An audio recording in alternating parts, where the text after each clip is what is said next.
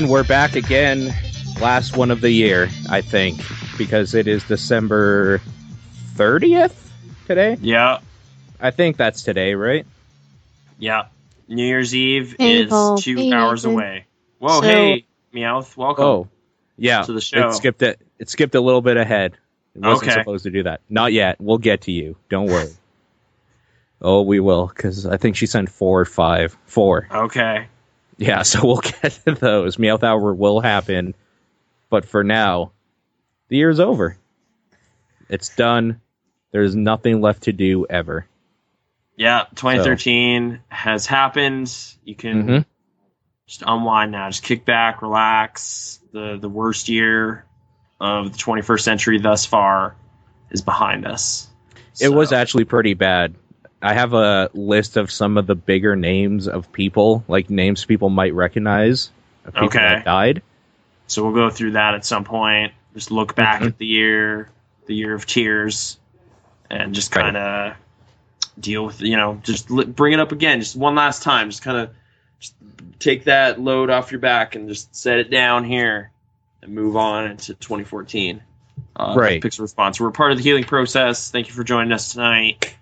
I don't know. What do you want to kick off with? Like, what's the first thing we should delve into? Let's talk about a quick recap of games of the year, maybe, because you and I haven't talked to each other about them. Right, but we both kind of independently did a kind of catalog of that stuff. Man, I'm gonna try to think. I honestly need to bring up my list because like some of the numbering gets a little fuzzy. But okay, go. We won't go in depth about it because there are other places where we have. I'm sure I haven't listened to your guys' thing yet. Yeah, Top Down Perspective is another podcast I'm on, so that episode hasn't gone up yet, actually. So this is a sneak peek for those live listeners as to what's going to happen. Even though, like, most of them were probably yeah, I guess live. If you saw the YouTube video thing, I guess that's up already.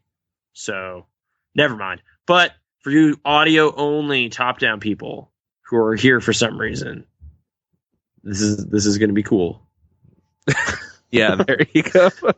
Yeah. Should we just go back and forth through the thing, like 10, 9, 8? Yeah, we'll just very, very quick, I guess. Okay, let's go. Go ahead, you start. All right, number 10, State of Decay. Okay. I could see that. I know it's on your list. It's higher up on my list. My number 10 was Saints Row 4. Okay. My number 8 was Saints Row 4. So, there you go. Okay. Yeah. What was your number 10? The reason why my Saints Row 4 wasn't higher up is because I haven't played enough of it yet, I don't think. I think that's kind of why State of Decay is a little lower for me, because I put like a dozen hours in, but I haven't like beaten it or anything, so I felt a little weird about giving too much credit. Like maybe it falls apart at some point, but it just kicked off really well, and I really like what it's doing with an open world framework. So I was pretty into that game. So yeah. What was your 10th spot? Saints Row. You said that already. Yeah, Number 9, I just said Gone Home. Okay. Gone Home was my number 7? The only reason why I even put Gone Home on there is because it made me play a different sort of game, essentially. Yeah, it was unique, right? It was just kind of like going through somebody's house and their shit is kind of fun. So yeah, that's like, basically it. Kind of poke around someone's house, so cool. And I guess for me, I really like the dad storyline, like the author thing. That kind of clicked with me a bit. So I was kind of like, oh man, this is kind of cool. Finding the story this way and kind of seeing how this plays out was kind of I was invested in that. But yeah. I mean, it's like a one-shot thing, which is kind of also a bit of a drawback. Like you get that intimate, detailed experience one time, and then you're kind of probably never going to play it again. Like they put the commentary in there, which kind of helped me revisit it, but it's done now. Which like it doesn't help that it's $20, and it does that too. Yeah, I mean it's like that's a high price, like on Steam sales and stuff now, like routinely. Now, yeah. But I don't know if right now, but it recently.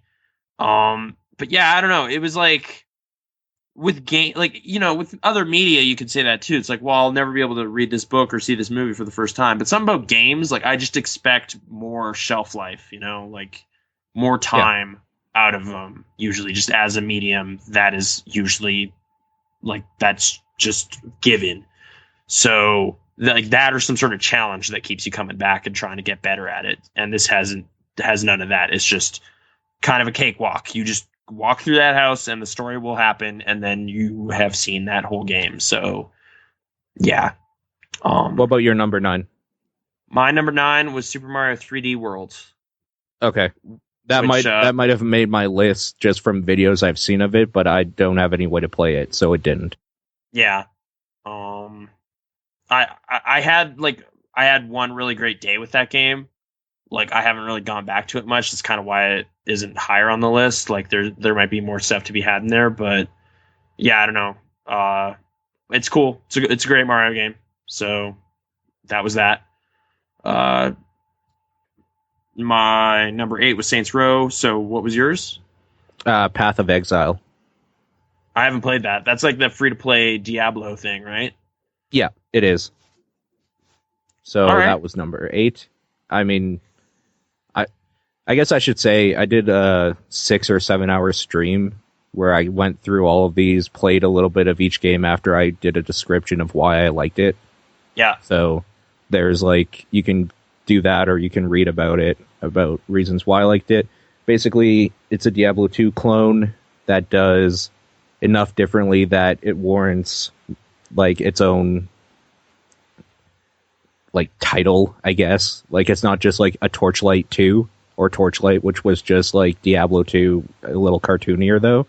Yeah. This is like, we took the basic idea of what Blizzard did with the Diablo series, specifically in Diablo 2, and then we went a kind of different way with it, but it's still very solid. And they do a lot of cool stuff in it. So it caters more to a hardcore crowd though. Like, you have to kind of know what you're doing, or like at least want to learn what you're doing in wiki stuff and whatnot. Oh, like there's no tutorial kind of stuff. It just expects you to know what's up. Yeah, and the sphere grid. Like, do you remember the sphere grid from Final Fantasy X or X? Yeah, I fucked up on that thing real bad and had to grind my way on. You know how that is a huge grid, success. but it has all of the characters in it. Yeah. Yeah, the like passive skill grid in this game is about 2 to 3 times that big for one character. All right. It's crazy. It is, and you can really fuck up. There's no way to like reskill or anything, so you can mess up pretty badly. Oh, that sounds intense, but okay. Like, I guess to Diablo veterans, there's awesomeness to be had. So cool. Your number was it? Number 7 was Saints Row. Wait, no. Call of Juarez Gunslinger. Oh, no, sorry. Number 7 was Gone Home. So, yeah, we already talked about it. Call of Juarez. Yeah, that was on my honorable mentions list. I think it was number 12, technically, looking at this page. I really liked it, but it was just kind of like, I played it long enough ago that it was kind of like, yeah, I had like a fun 6-7 hours with that, but then I kind of like got over it. Like, I like the narration and stuff. Like, I thought they did storytelling pretty well. But I don't know. What was it that stood out about it to you, Paul? That it was a first-person shooter that doesn't deal with terrorists and Afghanistan in some way, primarily. Yeah. And the way they tell the story is just great. Like, it was just a really fun time. So, yeah, nice it. Light tone, high adventure stuff. Yeah, it's cool for sure. Yep. Number 6 for me was Year Walk. Did you play that? Yep. Did you ever get around to playing that? I have no way to. No. Okay, it's coming to PC soon, so I recommend checking it out. It's a pretty cool adventure game, horror game thing, and really the last part of that game was what put it over the top. Like, I was like having a decent time kind of solving these touch puzzles and stuff. Like, they were pretty creative, but the way they kind of like involve the player in the story in the final act of that game was just like, oh man, that was so clever. Like, that was really cool. So yeah, it involves a lot of reading, which I think might have kind of influenced their design on Device 6. I haven't played enough of that game yet. That's their latest thing. But yeah, Smogo, they did some pretty sweet stuff on that one. So Number 6. Yep. My number 6 was State of Decay, which we discussed a little bit. It's just a good zombie game. How much Good of it have you gotten into? I'm not really sure. Probably about 4 hours on your account, but then something happened and got screwy, so I lost all of that progress and started again. And I'm about the same place where I left off. Oh, okay. Yeah. So, yep, there's that. Number 5 for me was Papers, Please. Okay, that was my number 2. Okay. I really liked it. Although it's really good. It's really good. I like how the mechanics and the story are just perfectly woven together. Like, it's just kind of like you doing stuff, like, kind of has it just this tense kind of political story just kind of happens through that. And your little window there and seeing all these characters and kind of the state of the world and stuff is presented to you in a pretty, like, clever way.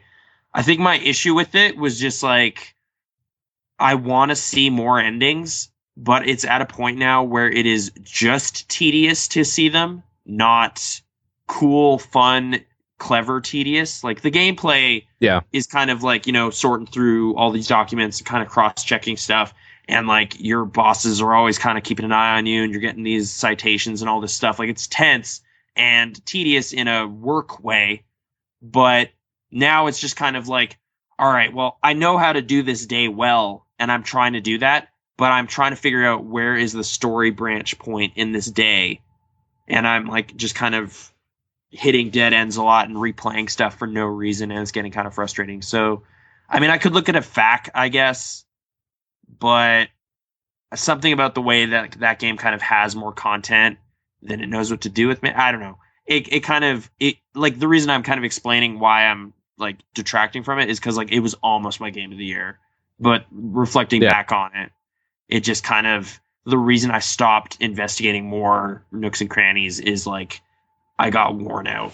But I still find it really, really clever, and the style and like the one man kind of clever design of it and everything, like, it's pretty awesome. But yeah, sorry, how do you feel about it?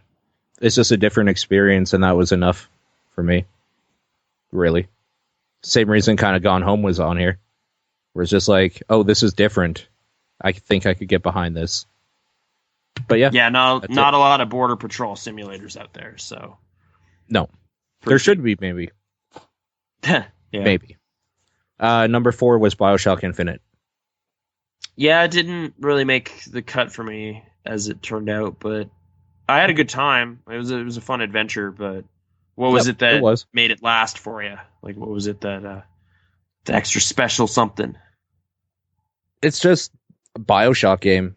Like, really satisfying combat scenarios when you can like use your weird magic powers and guns and do weird stuff like that. The reason it doesn't rank higher is because there's just too many parts where it was just like dumping bullets into dudes for a long time, when that isn't the draw of that game at all. Yeah. And a game like that with like a whole bunch of different, like, very vibrant colors. The world's great. Like, there's just a bunch of really good things about it. The story, even though like you can go back and pick it apart and realize it's kind of garbage in a lot of ways, it still held me, and it's still okay. So whatever. But yeah, that's it. It was just a good game. I guess like just the level of polish in it was pretty incredible too. Why are you staring into my soul? Sorry, I'm trying to catch up with the chat. A lot of chatting has been happening, and I missed a bunch of it. Okay. No, BioShock Infinite. It's Infinite. Okay. Yeah. It is. Number 4 for me was Link Between Worlds, the Zelda game. Yeah, that didn't rank on my thing at all, but I really like that. Would be an honorable mention for me. Okay. I like how they kind of got running, like they got that thing moving pretty quickly compared to other recent Zelda games. And I like the 2 world conceit, like the way they kind of have other versions of characters from. It's like, hey, Hilda. Like I thought that was kind of funny, but I liked it. It was like endearing. Like low rule, like that is really lame, but I thought it was kind of great. So The best thing about that game is that they could basically redo Link to the Past and not fuck it up. And make it maybe better, even. Like, that's huge. I mean, I just don't have that kind of nostalgia for Link to the Past, really. Like, I came don't to that either, game kind of late, so I finished it and everything. It's just, I don't know. That kind of freedom to just be like, there's like 7 dungeons, you're going to need to go to them, but it's kind of up to you, like, how you want to approach that. Like, it just kind of made it so there's so many, like, there's so few, oh, I shouldn't be exploring here yet. Like, that doesn't happen. You know, like you don't hit a brick wall and it's just like, yeah, sorry, you're going to have to go do something else first. Like, it's just like, no, whatever, just figure this out. And you're like, okay. And you can get to that dungeon and totally do it. And I thought that was pretty awesome. Like, I intend to play that through again on the second quest. And I haven't done that in a long time. So it's that good. It's that slick for a Zelda title. I thought it was pretty awesome. It is really good. Number 3. Top 3 is the ones. These are the games. I guess we already talked about Papers, Please, but whatever. Okay. You're 3. Spelunky. Oh, weird. That wasn't 1? Okay, no. I'm excited to hear your number 1 now, so don't spoil that. I'm not even going to read the chat until you tell me. Okay. Spelunky, like, kind of a caveat, because daily challenges, I thought, kind of reinvigorated that game for me. It was on my list last year at number 5, I think. So it rose 2 spots. Good job, Derek. You next year 2 more spots. Oh, maybe. What can you come up with? Maybe patch in more jetpacks. Maybe it would have went up those 2 spots if that overlay was a little bit transparent. So see those arrow traps, dude. Semi-transparent HUD and more jetpacks. Number 1 next year, maybe could happen. I actually did a run just like an hour ago where I got a jetpack from a shop in like 2-1. Yeah. And I almost beat the game. Like, game changer. I know. It's that dumb. Like, that was kind of the turning point. Like, I kind of got soured to Spelunky really recently. Like, I didn't play it at all this week because it's just kind of like that realization of like most of the times I play this, I'm just going to meet defeat. And that sometimes my fault, but sometimes it just feels like, well, the game just literally never threw me a bone ever. Like, this was just an uphill climb all the way. Of course it wasn't going to work out. And then every now and then it's just like, oh no, there's a jetpack. Oh, there's a cape. You know, like it just kind of works out. So, I mean, Daily Challenge kind of evens the playing field in a way. Like, it's just like, no, somebody somewhere was able to beat this with this layout, like these items. But I don't know, that luster kind of got dimmed a little bit, and then like my pursuit of the hell run just resulted in me kind of dying over and over and over and over and over and over too many times to kind of keep it up there at like, this is almost the perfect game. Like, now I'm kind of like, it's close. Like, there's a few things that I want this to have, but I don't know. It's still just full of secrets and weird stuff, and I got way better at it this year. So I still really like it, but yeah. What was your number 3? Rogue Legacy. Oh, wait. How did I skip Rogue Legacy? I don't know. That's on my list. That was my number 5. I just totally forgot to talk about it. But hey, Here's an opportunity to talk about it. That was on my list too. That game's great. That was the best Castlevania game I've played in years. I probably agree with you. Yes. Yeah. I think my thing with it was basically like Castlevania Metroid-y, but like Spelunky at the same time in a lot of ways. Well, because it randomizes it, keeps it fresh, kind of. You never know what to expect. And yeah, it kept me coming back for quite a while. I thought it was pretty awesome. Thing is, though, like once I beat it, I felt like I beat it. You know, like I don't think there's like tons of secrets for me to unearth or whatever. Or like I'm not really interested in playing through it again to defeat the super boss or whatever. Like I'm just kind of like, no, I did it. I killed the 4 main things and then I killed the guy. Like, I lost that save file, so I have to start again. And starting again reinvigorated my love for that game. So, Okay. because then it feels like, well, I got to beat it again now, or I get to beat it again now, I should say. And the generational thing is pretty cool, and like the different character traits and all that. Like there's some good ideas in there. It was a cool game. Quite a while ago though. I think that's kind of like an early 2013 gaming like love I had. Like I just got way into Pretty sure it was June. Okay. June Really? 27th. Yep. Oh, weird. Because I looked it up because it was at my birthday that it came out. Oh man, really? Yep. June Because 20 early this year was like DMC and Tomb Raider, and I wasn't excited about anything. So, I guess that was so. I was playing that just before the dark times hit in 2013. So, I mean, probably. One of my things in the write up was even like Rogue Legacy hit kind of at a time where I was just like, kind of fuck indie guys, like indie devs. yeah. And then, because we had kept talking about stuff like Receiver and whatnot, where it seems like everybody with a computer started making something, and it was just garbage. And like Giant Bomb kind of brought up a cool point on their end of the year discussions of like how much early access stuff is on Steam right now.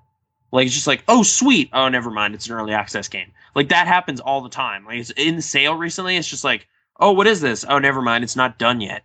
Like I'll play that eventually.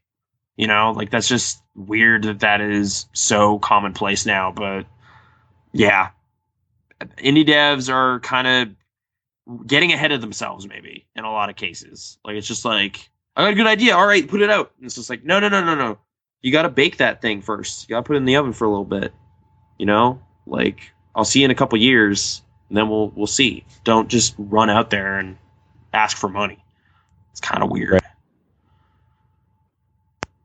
Anyway, Number 2. number 2. What's yours? I was Papers, Please, dude. Oh, right. Okay. Dota. Dota 2. Mm-hmm. That claimed the most time, though, this year? 237 hours or something. Okay. That's like 2 Skyrim playthroughs. It's a lot. Or one full Maybe. playthrough. Yeah. Like 2 of my... That's basically the amount of time spent on Oblivion and Skyrim in Dota 2. But that's cool. That's cool. What are your thoughts on Dota 2 now, looking back on it? I still play it every now and then. I've been trying to more, but it's really good. Succinct. You like people that haven't played it up to a point where they get decent at it won't understand. So that's fine. As you blow your nose.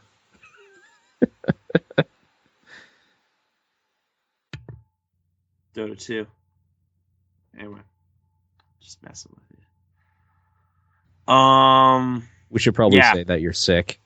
That's why you're blowing your nose. I'm going to be muting and doing that a couple times. I've just never played it, so I can't really speak to whether or not it's the most genius thing that's happened to video games in a long time. I don't know that. So I won't. I don't know. Number 1 time. Should I go first? No, I will, because mine's obvious. Hearthstone. Blizzard. Tiny team, kind of putting some cool ideas out there. Actually, the team that did that, yes, they are very tiny. Okay. So, yeah. Card game. It's a card game. Like, I don't... It's a weird one because it's in beta. So, we were just talking about early access and how that's kind of weird. What? Anyway, it's fine. Are you going to give it... pay for it, though. Like, again, next year, then, when it comes out, are you going to, put it on your list again? Yeah, probably. Okay. It's very you can likely. Do that. That is, like, there are precedents have been set. Like, people are doing You did that. it. It's been done. It's true. I did. Greg Savin put Dota 2 on his list last year and this year. Brad Muir put it on his list twice this year. So, great. People are just doing weird stuff with that. So, whatever. Yeah. Hearthstone. It is a card game. I saw a little bit of it at your place last time I was there. There's like lightning and stuff, and I don't know. Yeah, it's kind there's of like Eye of effects. Judgment or something, right? Basically, I have that game. We could play that. We maybe should, because it's kind of weird. iToy. It's got like a little playing. We should probably area. play it just as like a time capsule sort of thing. It's like, remember this thing, and then everybody will be like, no, and we'll be like, yeah, that's why we're doing it. Yeah, Sony tried to get ahead of this whole Magic thing. Well, not really, because it was like 2007. But and they screwed up big by making it an actual, like, why would you make an actual card game that uses the camera? Just make it digital. Like, we don't need like this actual physical sensation of putting cards down. Like, I guess. Well, because now if I like after a week after that game came out or whatever, now I have to go to the store and get a booster pack. Like, just let me pay money over the internet to get me that booster pack. That's how it should VR, man. VR is about to break big. Like, this was forward thinking. You know? Eye of Judgment 2 is going to blow people's minds. It's going to be amazing.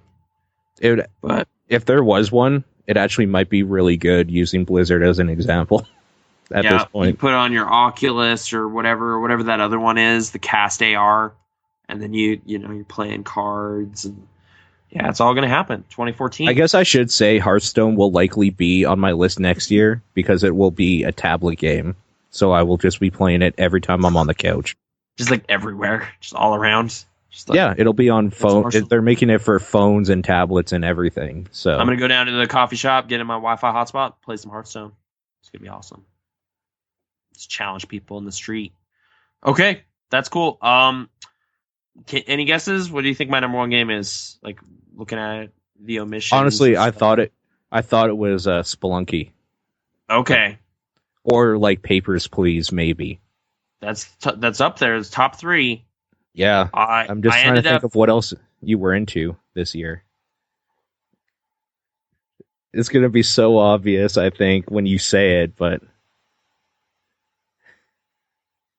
Beyond Two Souls. It was Grand Theft Auto 5. Oh, of course. The biggest budget game of all time. That is really obvious. Spend more money, developers. That's the real lesson here.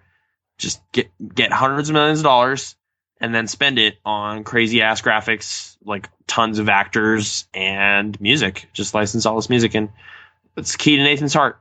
And that's what you want. You want to, have that seal of approval from this guy right here.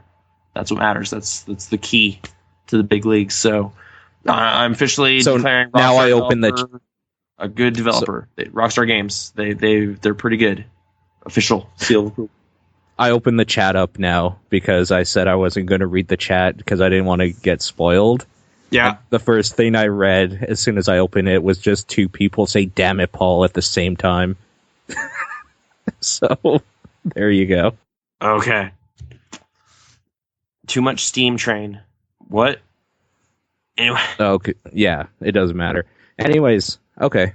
Pretty good lists, I think. GTA 5 was an omission on mine because I haven't gotten far enough in it to see all of the different characters and how they play together and blah, blah, blah. And quite frankly, at the time when it came out, I didn't care about an open world game. Yeah, I love open world games just as a thing. I think that is a great framework for a video game.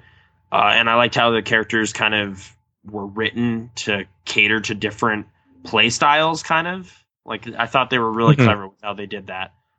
Basically addressing all of the dissonance issues GTA 4 had. So, yeah, I thought it was pretty impressive. And, people have been kind of like, oh, torture scene.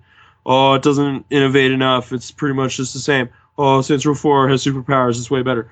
I don't know. I just like driving around and playing tennis and all of that stuff. I just thought it was magical. I guess my only issue is as soon as you beat that game, it just dries up, which has been a thing with all GTA games, where it's just at some point the really well realized written story characters and stuff just stop talking and start to ignore you because the story's over, and that world just gets really weird because it looks so great and is so detailed, and no one cares about you anymore. Like, it's just like, oh, okay, I guess I'll go golfing or something, and then you'll hear like the same lines of dialogue. Like, it's this weird thing, but like, I'll probably play through it again, like the main story again when it hits PC or something like that. That could conceivably happen, but I also hope they do big single player DLC for that. Also, do not care about GTA Online. Like, that does not impact this decision in any way. So, yeah, it was kind of messed up. It doesn't matter. That single player was what I came for. So, yeah, that's it. Games of the year. What's next on the docket? What is next? Meowth is asking me, did I see any movies? So I think we're going to do a separate thing for top 10 of that, though, right? Well, yeah, the top 10 movies is going to be its own thing, but just kind of a weekly report. You know, like here's some movies from this week. That happened. Yeah. What was the other one? Did we see anything else this week? Other than the obvious one? I don't think so. Okay. I saw one movie this week, effectively. Yeah, and Wolf of Wall Street. Yeah, I saw The Wolf of Wall Street, which, I don't know how do you crack this coconut? All right, like what's the first thing we should go for here? How much you hate it? Well, okay, hold on. That's not fully okay. I don't know. All right, so Wolf of Wall Street is the latest from Martin Scorsese, and Leonardo DiCaprio's in it. Big, splashy, 3-hour epic about Wall Street in the 80s, specifically focusing around this dude, Jordan Belfort, who wrote a memoir about his crazy exploits during that time period. As I was watching it, crazy entertaining. You know, like, it's just like going for it, just zany stuff happening, 3 hours of nonstop business going on.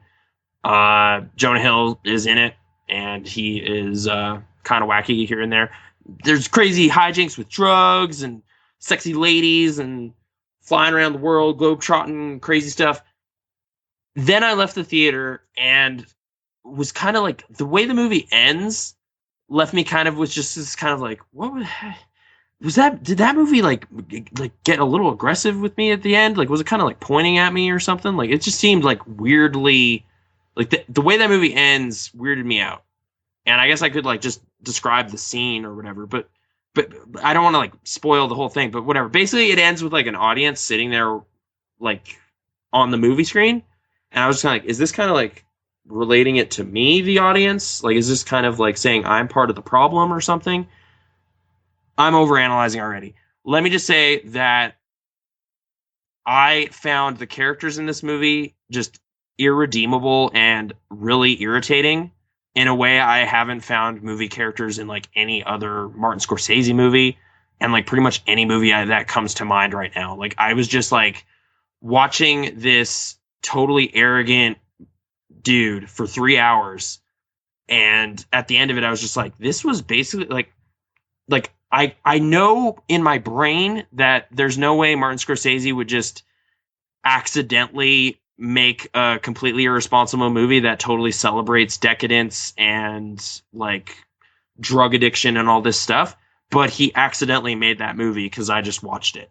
You know, like, right. They do not do a good job of making it clear that this is in some way a satire or this is so over the top that you're obviously not supposed to emulate this behavior. They basically just make sex, drugs, and women look really fun and awesome. And it's just like, well, okay, like I am not getting the sarcasm here or whatever. Like, it just seemed like, no, yeah, this guy was all about this and he was really successful. Not only that, like, this is where the kind of existence of the movie itself started to bother me. That Martin Scorsese and this cast of actors decided to make a 3-hour movie about this guy basically validates everything he ever did and is in its very existence a celebration of his life and his lifestyle, which kind of just grossed me out. Like, I was thinking, like, if this was based on some unofficial biography or something, if this was not exactly about this named character, Jordan Belfort, this actual human, like if this was kind of, the way Citizen Kane is about William Randolph Hearst, but not really about William Randolph Hearst, but if you know kind of thing. Like if it was like that, then it would be like, okay, well, this is a commentary on this situation, but it's been fictionalized and it is like, it has a point of view of its own. Whereas this just seems like way too validating. Like this is just a big party about how crazy Jordan Belfort was in the 80s. And there was not enough like flags in there to kind of let the audience know, don't do this. Don't do what this guy is doing right now. They basically just said, yeah, party on, man. Just go get some Coke. That shit is awesome. And hey, if you get an STD, penicillin. It's awesome. Like, it's just like, this is an irresponsible movie. And I don't know. Like, I was reading an article today of like Leonardo DiCaprio just kind of defending the movie and saying, anyone who has that perspective is just totally out to lunch, where like this was our attempt at, like, this was a satire. You're kind of not impartial in this scenario. So I'm just going to say, you fucked up. You didn't make a satire. You accidentally made a party movie. Like, whoops. Sure. Like, yeah. Whoops. Like, it's like 2.5 hours of just reckless, crazy ass dudes getting rich and loving it, sexy party. And then like a half hour of like, oh man, I'm like really addicted to Coke and my wife doesn't like me anymore. Oh, also I had to go to jail for like 2 years. That kind of sucks. Whatever. Like, they just kind of like gloss over every consequence.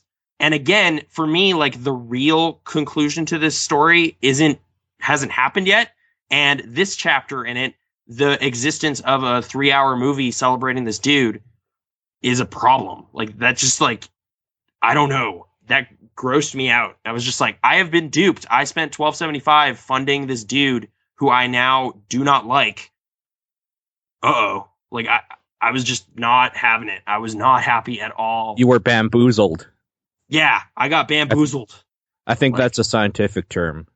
I think so. For it. I don't know. Have you ever had a movie just kind of slap you in the face? Like, just kind of like Spring Breakers? You? Okay. I mean, like, kind of. That's not it even is taunting somebody. Like, that movie is trying to mock a certain generation and a certain lifestyle. So I which can isn't see that. us. Which isn't really us. I think it's like the generation coming up, maybe. I don't know who, or like some people in our generation probably fall in that camp and are being satired. So I get it. But okay, like you felt that movie was kind of in your face in a way that you were not appreciating. You're just like, whoa, get out of here, Spring Breakers. What are you doing? Not necessarily. I just felt like it wasted my time. Okay. Because that is... We should get into that in the top 10 discussion, I think, when we do it. But okay, basic short of it is that I don't know. I think we've actually discussed it before. I basically didn't think it was like, it didn't realize what it was doing enough to make it fun, like to be fun with it. And I don't think it was meant to either. I'm not sure. No, I think it was being ironic about being fun, if it was being fun, you know? Like, it was kind of like, yeah, this is fun. You guys should totally do that. Like, it was very facetious, I thought, about that stuff. Yeah, like, no, for sure. But it wasn't, like, deep enough to mean anything either. It was just kind of middling for me in a lot of ways that I didn't appreciate. For how long it is, I didn't appreciate just kind of like, I don't know, it felt almost like a weird fake documentary in a way. Like, I don't know if you understand what I mean when I say that, but it's like, I think it's expecting me to fill in some pieces about what it's trying to be. It's just kind of there. Like, it's just doing what it wants, sort of thing. And I didn't respect that. I didn't respect that at all. So. Okay. I was geared up for it and kind of knew what to expect from that director and stuff. So I was pretty into it. But wasn't that the Kids director? The writer of that movie. Yeah. Kids is a terrible movie. I haven't seen it. So yeah. I can't really speak to that. I've seen Gummo, was the one I saw of his. Harmony I haven't Korine is seen the that. guy we're talking about, and he's a weirdo. He's a strange filmmaker, but this one I thought was totally entertaining. Like mainly the performances, really like James Franco. Like just I thought he was just such a strange presence in that movie. It was just really fun to watch that happen. So I was kind of into that. And then there was just like little moments it comes up with over the course of it that I was really into. Like, okay, I don't know. Like that's the thing. I still want to kind of just further elaborate on my Wolf of Wall Street thoughts. Like coming out of it, it was like I couldn't deny from like a practical film enthusiast perspective, like, no, dude, that was well shot, well acted, lavishly produced. Like that was in a lot of respects a great movie. I just really wish it didn't exist at all. Like I don't think it should exist. Like that's just kind of like this subject was not worthy of a movie, at least as how you presented him. Like that's kind of been today's revelation was apparently the real Jordan Belfort in his book.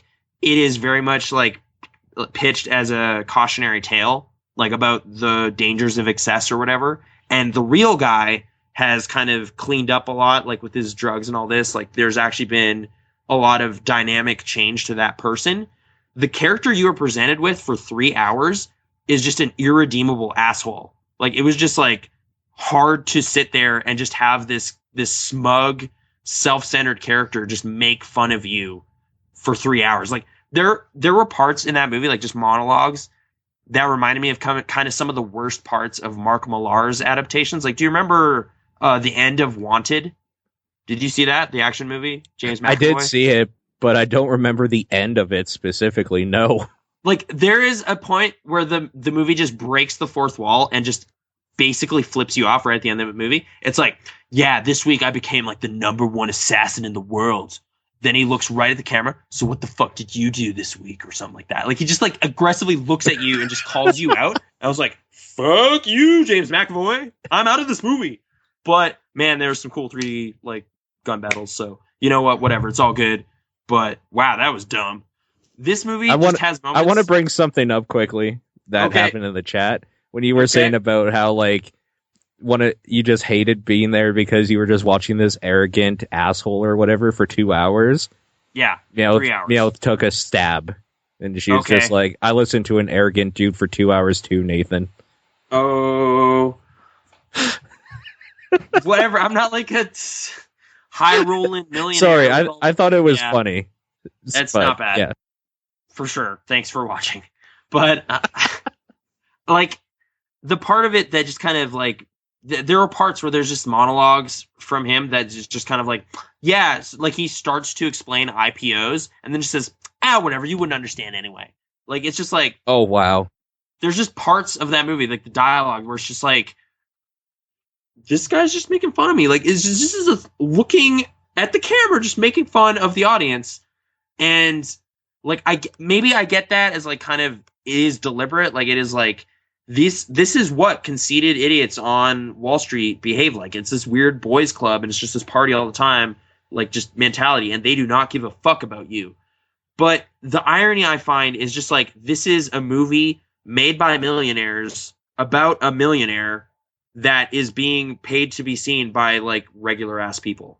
So like, it's just like, what is this? Like, it's just like, we are the ones on whom this is placed. Like, this is for the whole, everybody, but it's made by kind of an inherently biased, kind of not like in their own bubble group of people, actors and directors who live in Hollywood and do all this movie stuff about someone who's in an even different, like higher sphere from like this Wall Street super like millionaire investor broker kind of guy. Like, it's just like, this is so divorced from like my reality and what my life consists of that I am like kind of just mad that this is going on my planet. Like, fuck all of you. Like, it just really pissed me off. So yeah, I don't know. I'm not a fan of that movie. It is kind of an affront to humanity. You fucked up, Martin Scorsese. Sorry, it's just so ridiculous. How mad you are at the movie. So good. So bad. Well, it's so good, but it's not it's ill-conceived from its very inception point. I don't know. It's honestly made me kind of like look back at just my experience with all Martin Scorsese films ever, and I'm just kind of like, I have not been on board some of those films. Like Raging Bull, I don't get it. Like it's just like, yeah, he's a shitbag. He's a crappy boxer. He's really just kind of a lame dude. Why does this exist either? But by the time I entered the scene in 1987, that was already one of the best movies of the 80s. And by the time I actually watched it at like 20 or whatever, it was like, no, this is one of the best movies. And it's just like, okay, I'll take your word for it. I don't know, you guys. It's kind of whatever. So, yeah. What's Did your you favorite watch Martin anything Scorsese else? film? Mine? Yeah. I'm going to include you in this conversation. This is now not a monologue. Maybe Goodfellas? Okay. Whatever. This is like Goodfellas, except the behaviors on display are way more emulatable than being in organized crime. That's kind of my thing. That's kind of my issue. Well, it sounds like it didn't do the satire thing either, really as good as maybe Goodfellas did. Well, Goodfellas, I don't think is really that much of a satire. It's kind of just there's like, a little bit of it in there.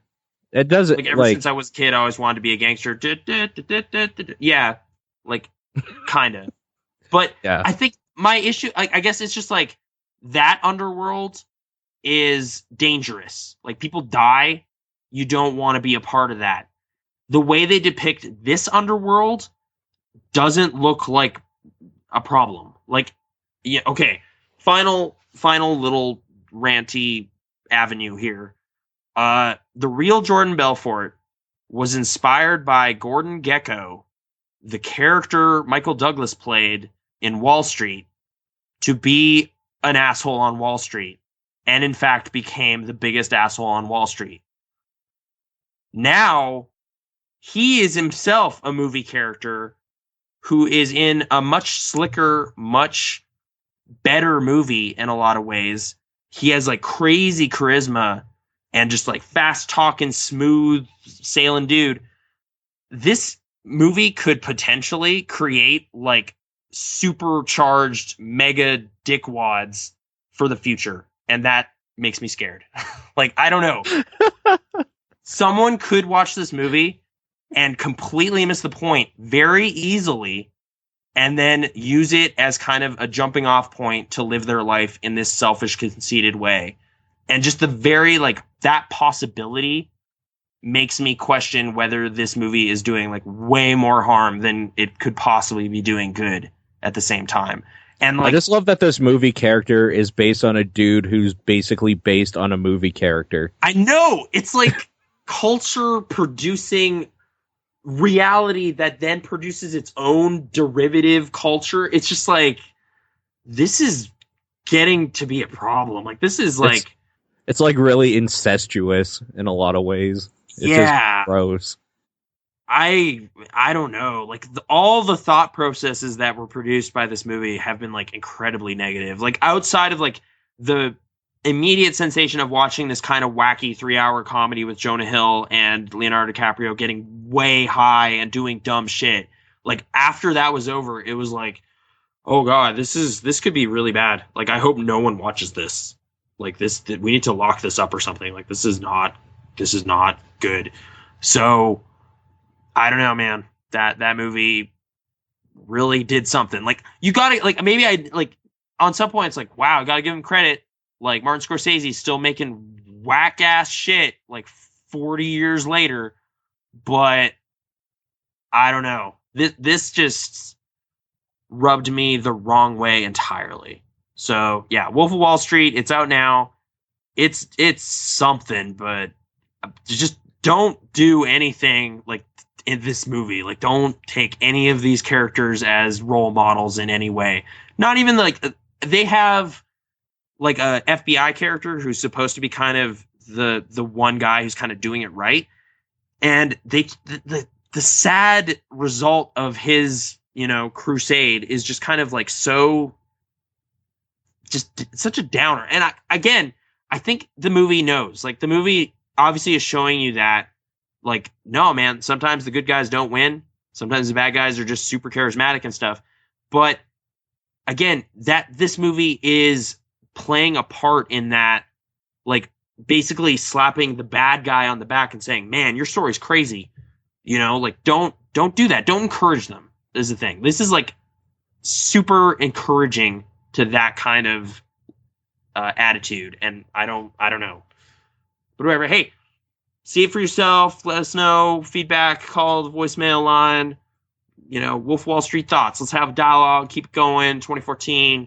We'll talk this out. Maybe I was in a weird mood or something. I don't know. But 2014, year of the interaction. Yeah. That's what I kind of want you to see it to see, like, if I'm totally off base or whatever, but I don't know. I'm not sure if it's your kind of movie, but you said it's 3 hours long? It's 3 hours long, yeah. Yeah, probably not. Speaking of 3 hour long movies, I saw The Hobbit, The Desolation of Smaug. That's a little shy of 3 hours. It's like 2:43, but okay, I'll allow it. How did you Thank feel? you, I guess. Well, yeah. Okay. That movie is The Hobbit, I guess, like, for lack of a better term. Dude, that book is being stretched out way past its limit. Like, yeah, just put in more stuff. Just, hey, let's flesh out these elves. Like, what are they all about? They're all about arrow fights. Let's have some more of those. What's this dragon all about? They don't really. But they're not even. Like, they are not about fights. Yeah, they are now. Peter Jackson. They are now. Yeah.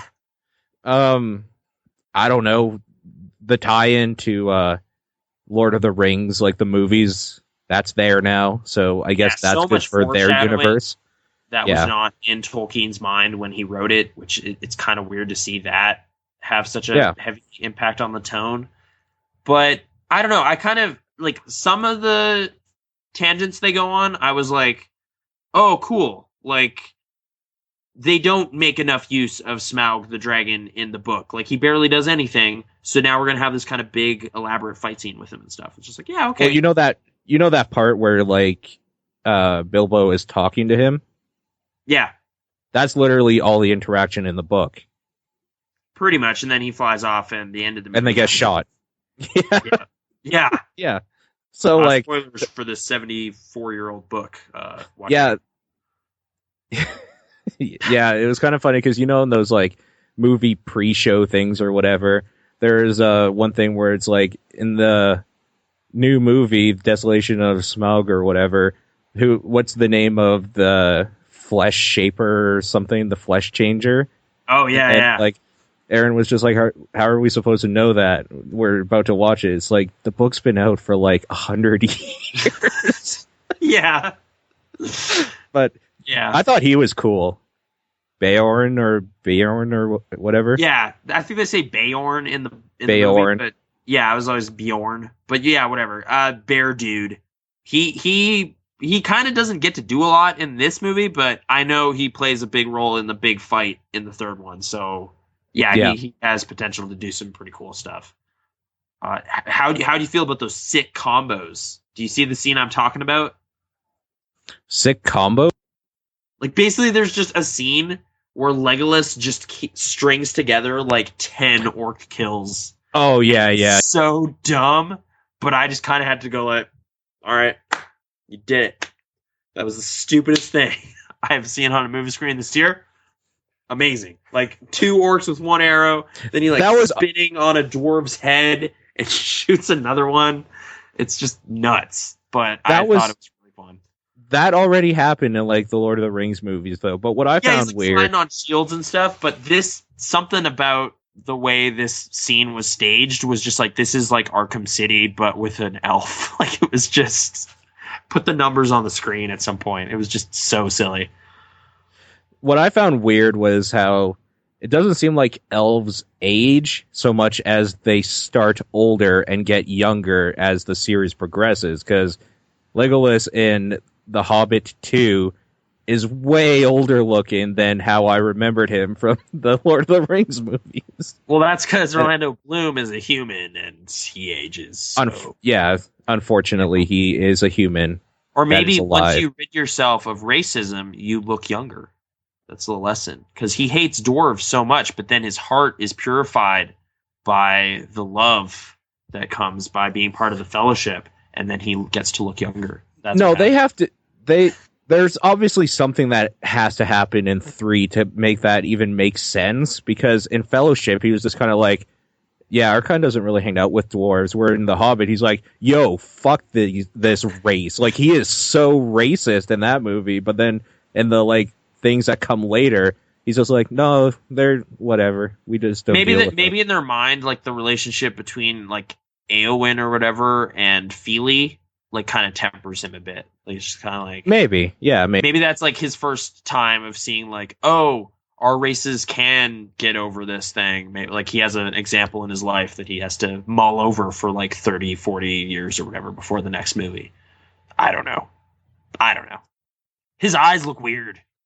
They look just they're very, very, very blue. Smoky or something. It's just, I don't know. Strange looking. But, yeah. Oh, I guess I also liked how they flesh out the archer guy, like Bard. Yeah. In the book, it always felt he like just that shows dude up. Just came out of nowhere. It's just like, oh yeah, by the way, there's this dude who is a really great archer who lived in the town, and he kills the dragon. Anyway, and it's just like, no, dude, the dragon was like your thing. Like, you can't just throw that away. Like, that was the whole thing. And it's just like, I know. In the book, he's just like, I will slay the dragon. Then he does book over. It's like, what? Yeah. Who even are you? You know, it's like, oh, my grandfather or whatever, he had like one arrow left and he barely failed. And you're just like, all right, this is kind of dumb. But at the same time, it's given some nice context that will pay off later. So I'll take it. Like, sure, that's fine. So some of that time I felt was justified. Although, yeah, I don't know. They are stretching it real thin. Like, that ending specifically was just like, what? Where's the... Oh, all right. I'll be back next year. Especially for, like, the 2 hours preceding everything with Smaug were just kind of boring for the most part. Like, I mean, I don't big care. Spiders and stuff, but... The big spiders were fine. I didn't care about anything to do with the elves and their archery or barrels rolling down a river. I didn't care about any of that. And that part was like half an hour long. The barrel escape in the book is kind of just they successfully snuck out of there and Bilbo gets to do some more burglary style stealth skills. Whereas, they decide to make a giant action scene. Basically, them having that party of orcs chasing them the whole time is padding out this whole story. Like, it's just like... Yeah. And whenever there is remote, like anything approaching dead air, like a little quiet moment in the book, there are now orcs fighting. And you're just like, oh, okay. Yeah. Chat. That movie's okay, though. Yeah, I think overall, like, once it's all behind us, it'll be a fun adventure trilogy. Like, it's just like, yeah, sure. There's this dragon, and there's giant spiders, and wizards, like, plural this time. That's kind of cool. But, yeah. Gandalf actually does something. Gandalf, yeah, he has that, like, big orb, you know, the force field thing. There's all the darkness. Well, I mean, the only thing he's ever done was light. Like, he just produces a lot of light, and it blinds the armies that are attacking with the Helm's Deep in the second Lord of the Rings movie. And this, it keeps back the darkness a little bit. And he, like, shockwaves that bridge in Fellowship, and then it falls out, you know. With light. But, with light. It's also light. He is a light wizard. But He is, because even at the beginning of Fellowship, like, has that fireworks cart that he is driving. He's all about light. So... there's that, I guess. For all your lighting needs, call Gandalf's Lighting Supplies, and there you go. That's how you do it. You don't need an electrician in those days. You just need Gandalf to come around. Yeah, Thomas Edison, forget it. We don't need him. Wizard light. He took the idea from Gandalf. Yeah, he puts that little crystal on his staff, and boom. Mine's Moria.